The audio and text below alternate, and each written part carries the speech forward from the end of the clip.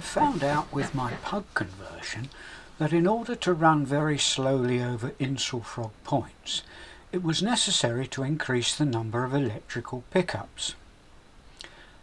The pug was going to be a shunting loco and also haul very short freight trains.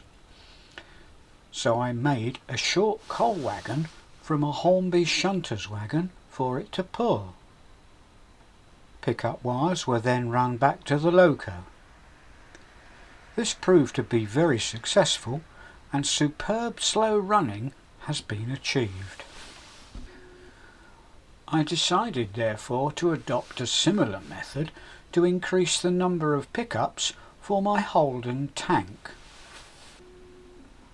I wanted this loco to haul a passenger train.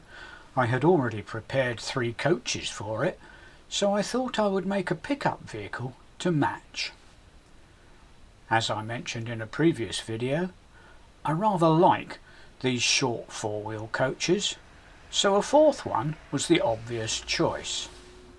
However, I wanted it to be a little different, so this time I will modify it to represent a parcels coach.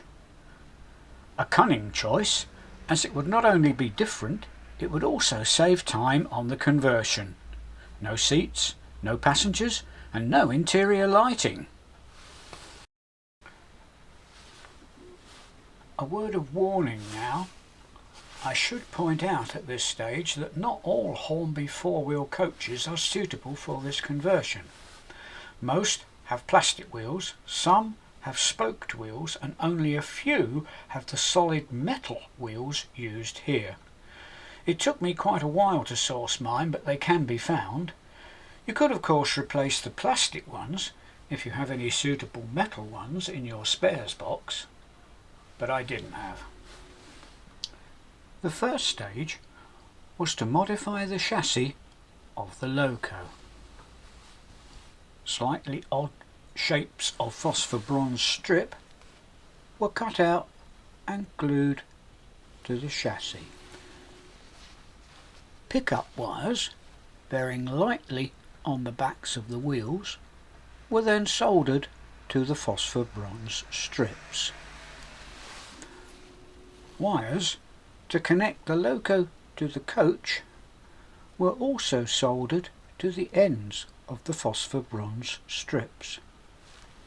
A miniature plug was soldered to the other ends of these wires. The plug and its associated socket were obtained from Layouts for You. These close-up shots rather cruelly show that my boduling skills have not improved. My workmanship is still rather poor, but it won't be seen, and more importantly, it works. The coach as purchased is very light, so weights were glued to the floor. Another bonus of making this a parcels coach is that they can't be seen from the outside.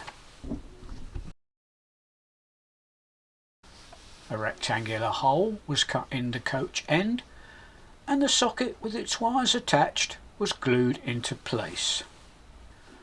The wires are left loose for the moment, but they will be passed through the holes in the floor to the chassis once that is attached. The windows were masked off and the roof primed and then airbrushed with Humbrol matte grey enamel.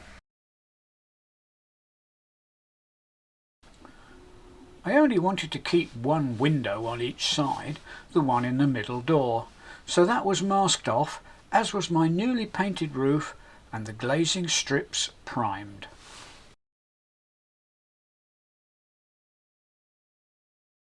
The coach body was primed using Halford's Rattle Can Grey primer.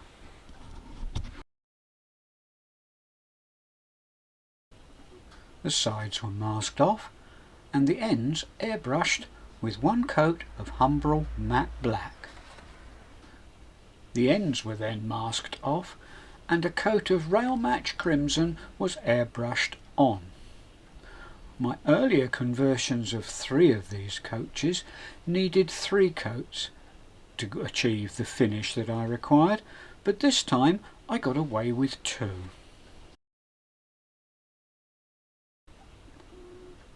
a slightly dilute coat of Humbrol gloss coat was brushed onto the sides, and once this was completely dry, Fox transfers were added to the guard's door. Attention then turned to the coach chassis, which at this stage, together with the wheels, had already been weathered. The method of current pickup was similar to that used on the coal wagon for my pug, and the first stage was to glue some phosphor bronze strips to the underside of the chassis. Pickup wires were bent roughly, and in my case very roughly, into shape and soldered to the phosphor bronze strips. These wires bear lightly on the backs of the wheels of the coach, hence the need for these type of metal wheels. The wires from the socket in the end of the coach were threaded through the floor into the chassis and the body reattached to the latter. The wires were also soldered to the phosphor bronze strips. A little bit of epoxy glue holds them in place. The coach was temporarily attached to the loco to test that all was well and that current was being fed from the coach to the loco. The roof and glazing unit were refitted to the coach, which was then weathered. The process was my normal one of brushing the entire body sides and ends with a very dilute dirty mix of Humbrol enamels. Once this was touch dry, most of it was removed using a cotton bud lightly moistened with thinners. In my haste to see if the coach conversion had worked, I had completely forgotten to apply any varnish to the coach sides to protect them, and the model by now was assembled. Rather than disassembling it, I opted to mask off the areas I didn't want to varnish, the roof, ends and underframe, and the sides were then sprayed with Railmatch satin varnish. Next time I'll plan ahead. And now, as usual, a couple of shots of the combined loco and coach on my layout. And finally, some video showing the loco in action. At slow speeds and running light engine, the loco stalls on the infrafront points at the entrance to my station.